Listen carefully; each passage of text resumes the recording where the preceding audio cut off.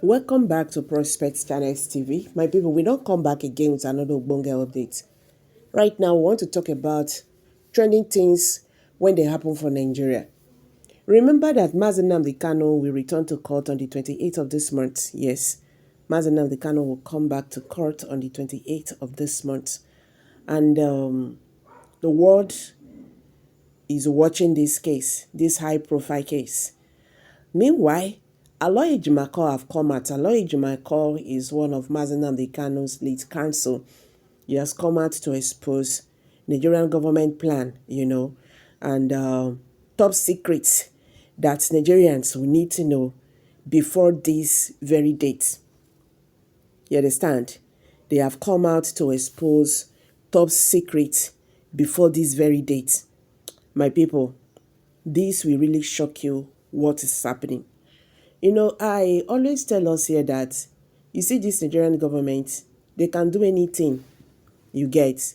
Now this country, now they say, a witness go come bring matter, he go come still give you documents, he go still let you know, say you not still get idea of what he's saying. Let's listen to Ejimakor.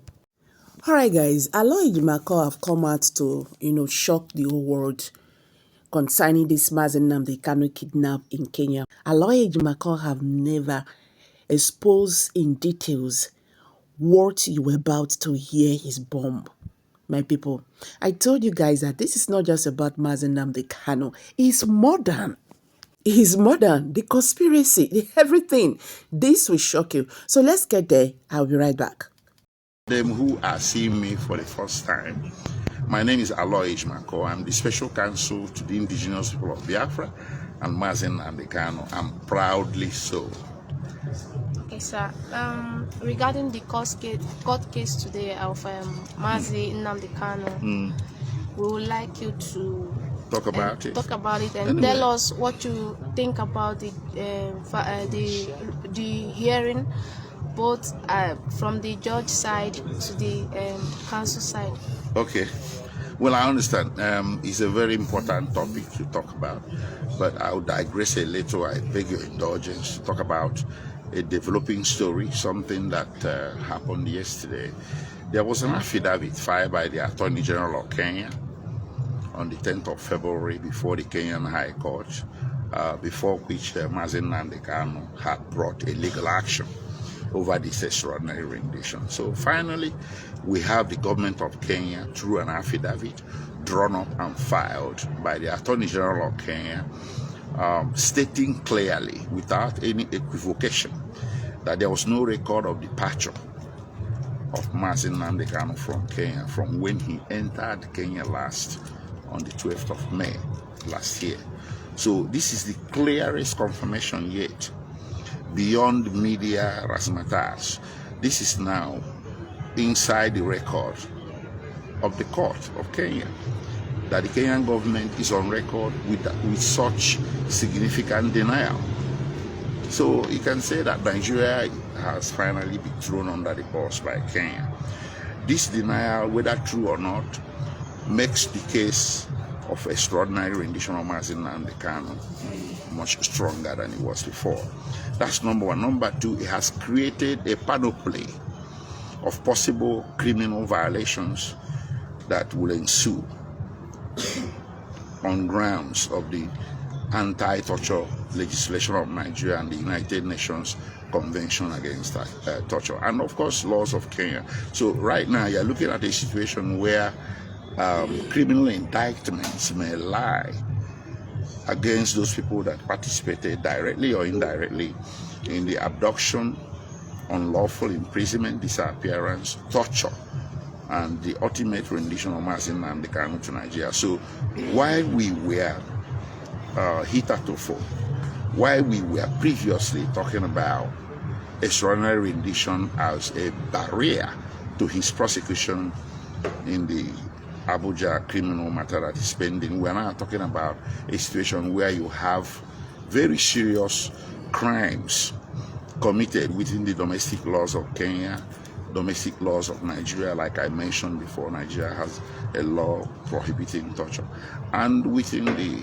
canons of international law. So this criminal proceedings will have to be activated. We are lawyers, so we are going to pursue this to the hilt. We are trained to pursue the path of justice. So within Kenyan national jurisdiction and Nigerian national jurisdiction and the international arena, you can expect that there is going to be a levying of sort of myriad criminal indictments to follow what happened. It was a very terrible thing. Someone entered, and we have it on good authority. Kenyan immigration records still indicate that Mazi Nnamdi Kanu is still in Kenya. If you recall, sometime in July, late July to early August, I authored an article. The title was that Mazi Nnamdi Kanu is still technically in Kenya. So as of 10th February, through this affidavit drawn up by the Attorney General of Kenya, that has just been confirmed. So I'm using this opportunity because I'm sure somewhere along the line the British authorities will stumble on this information. So it opens a new vista of diplomatic interventions by Britain that has the right, based on the nationality, British nationality of Mazi Nnamdi Kanu. Britain now has a clearer right to demand of the Kenyan government what happened to Her Majesty's subject, Her Majesty's citizen who entered your country on 12th May 2021, but then suddenly found himself in Nigeria. I think a lot of questions will have to be answered here diplomatically and criminally. That is a very, very important development in the case. It makes the countervailing motions that have been brought before the Abuja High Court stronger. Of course, it adds a little bit of muscle to the recent judgment of the Abia State High Court. And I'm happy to know today, even though that I was excluded from inside the court, that is another story for another day. But I'm happy to have learned from social media early enough, where I was cooling off outside, that the lead counsel, the Leonard Silk, Michael Sokome, raised the issue of extraordinary rendition as a barrier to the continued or further prosecution of Mazi Nnamdi Kanu. Anybody will recall that I raised this issue as of early July last year. The only regret I have, quite honestly, is that this issue was not raised as of July. It was ripe as of July. It's being raised late in the day, but it's okay. The end justifies the means. It has been raised, it has been raised. And that was what I meant at the time when I said there is going to be trial within trial. So before the federal government can get to actually putting Mazi Nnamdi Kanu up for trial, they have to cross that barrier. Telling the court that Mazi Kanu was intercepted is not enough. Interception is unknown to law as a mode of bringing a foreign fugitive suspect or a fugitive suspect found in a foreign country to the country of supposed or purported jurisdiction. There is nothing like interception known to either international law or municipal law. What is known to international law is extradition. So the application that was moved today by Michael Sokeme-san, pivoting on rendition, has opened the door for the federal government to come in and explain to this court how they managed to bring Mazi Nnamdi Kanu before the court. That barrier, that bridge has to be crossed before any trial, any proper trial can ensue. Thank you. All right, sir. With the current development coming from Kenya, do you think that the Kenyan government have escaped the consequences of the extradition of Mazi Nnamdi Kanu? Well, at least they are denying it on record. The court case in Kenya is making its way through the system, but it's a constitutional action, it's a civil action. But this very affidavit, this latest affidavit, has opened a new avenue for a new action that is going to be grounded on criminal violations. So if Nigeria went into Kenya and violated the territorial integrity of Kenya, it's for Kenya to say. clearly that that's what happened. But you see, it beats the imagination. It's quite unbelievable, incredible that one nation will go to another with a private jet, take someone and exit the international airport of that nation without any let or hindrance. That is very hard to believe. But the whole truth, I think, will only be unraveled if some kind of criminal investigation is open. The details of that, I cannot get into the details on camera. Okay, sir. Towards the next upcoming case of Masnamkan, do you think there is anything we can do, your legal team can do within these dates that the final ruling will be heard? Do you think there's any other application that should be filed in the courts on this latest criminal? yes. Yes. Well, anyway, you see, we are always going back to the drawing board. Every new development leads to a rethinking of the strategies for defending him before the Abuja court. You raise a very important point that will come into consideration. But I think the next point of action for us is to see how his bail is going to be reinstated and a new bail approved for him by the court. We believe that he's qualified for bail right now, that we have a consideration, a determination by a court of competent jurisdiction, but that what happened in 2017 that brought him or compelled him not to attend court in 2017 was not his fault, but the fault of the federal government. So it used to be that Mazin Nandekan was the bad guy, John Bell. But right now, with the pronouncement of the Abia High Court, it is the federal government that is the bad guy. They are the ones that made him to John Bell. So I don't think any court should allow them to benefit from their own wrongdoing. That will be inequitable. That's our position. And that, I think, can ground an application to consider him for bail on liberal conditions. Okay, sir. Let's go back to the Umuahia High Court ruling. Our people are meant to ask you, have federal government remitted the 1 billion naira that was awarded? Well, anyway, first of all, the federal government has not appealed the ruling.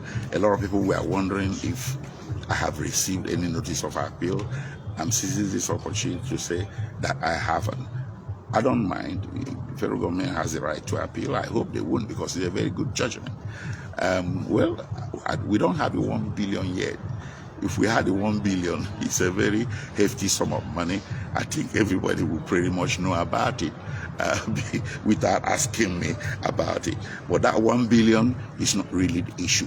The issue is to clear Mazi's name, to clear Onyendu's name. It wasn't a question of money. There's no amount of money that can ever qualify. As a matter of fact, I regard the other two pronouncements by the judge as more valuable than the 1 billion. The other one that required the federal government to apologize to him and publish the apology in national dailies. And the other one that recommended to the federal government to pursue the path of peaceful political solution to this matter of self-determination for Biafrans. It's not a matter for tough law enforcement. It's not a matter for arrest, prosecution, rendition. That's what the court seems to be saying. That is far more important than the 1 billion naira. Nothing can ever compensate for the emotional trauma, psychological and physical damages that were brought upon this family and upon Mazi and his parents and the 28 people who lost their lives on that ill-fated day or ill-fated period of between 10 September to 14 September 2017. No amount of money can ever recompense or compensate or remedy the terrible situation that was created. I think the victory will lie in the federal government having a full policy somersault and telling itself, we have been wrong all along. What we need to do in this situation is to call everybody to the table and seek political solutions to this. That IPOB and members of IPOB and Mazin and Kanu are not criminals, but people who are genuinely agitated about the injustices in the system, which can only be addressed through dialogue, not tough law enforcement tactics.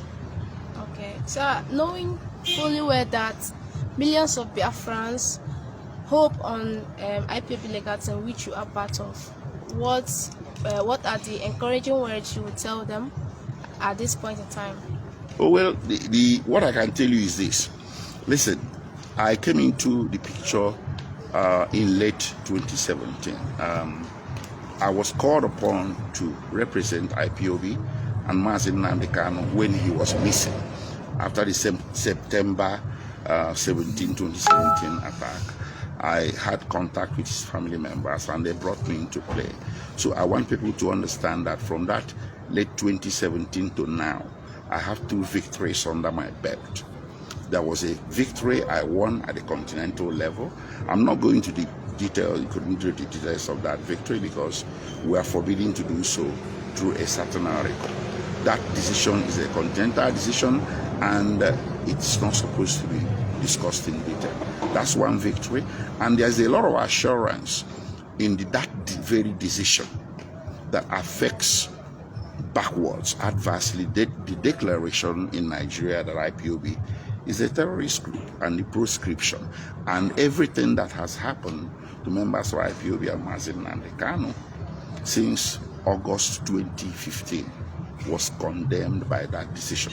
If that decision was implemented as we expected to the letter, Kanu would not be in detention right now. A lot of IPOB members wouldn't have been in detention. Those that died wouldn't have died.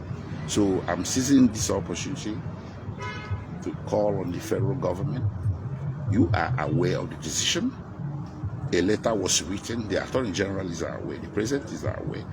The Foreign Minister is aware. I'm calling on you people to implement that decision because Nigeria is a treaty member of the continental body, the international body that took the decision. It's very roguish, very irresponsible for a nation, any nation that signed a treaty not to consider itself not bound by the letters and spirit of that treaty simply because a decision has been taken that that nation is in breach or violation of provisions of that treaty. It's very irresponsible. And I'm not mincing words in saying it. So Nigeria needs to exhibit or demonstrate responsibility of a state by implementing that decision that was taken internationally. That is one victory that I got, and I'm very proud of it. And I think members of IPOB need to be comforted that an international body listened to their cry and the gavel fell in their favor, that they won. Then the second one under my belt and under your belt, I dedicate everything to the members of IPOB, to Nnamdi Kanu, is the Abia decision of 19th January. That's the second victory. If Nnamdi Kanu did something wrong in 2017, why would a competent court turn around and say, no, he didn't do anything wrong? That is the federal government that did something wrong. So you have to think about that at individual levels, at your individual levels as members of IPOB. Of course, I will encourage you to be law-abiding. But what the system seems to be saying, the domestic court here, that domestic decision from Abia State and the one from the international tribunal appear to be saying is that self-determination is not a crime. That is what it's saying, pure and simple. Because if Nnamdi Kanu was engaged in a criminal enterprise, the Abia High Court would not have agreed with the proposition that the federal government's controlled armed forces went to his house to terminate his life, to borrow the language of the court. So while I encourage members of IPOB to be law-abiding, I would not, as a lawyer in good conscience, encourage any member of IPOB, or in fact any Nigerian, to deny himself his fundamental human rights. You have a right to protest. You have the right to disagree with your government. You have the right to demand better governance. You have the right to hold the political opinion of self-determination. Self-determination is a political opinion, and Chapter 4 of the Nigerian Constitution protects political opinion. So I'm not going to be here to tell anybody to be a wimp and cowardly about his rights. As a lawyer, I will encourage you to be law-abiding, but don't sleep over your rights. Thank you. All right, thank you, sir. It's my pleasure. All right, guys, what do you expect? What do you expect that is going to happen? I beg I drop on for you. Drop your comments below the comment section. And don't forget to give us a thumbs up. Thank you. See you in my next video. Bye for now.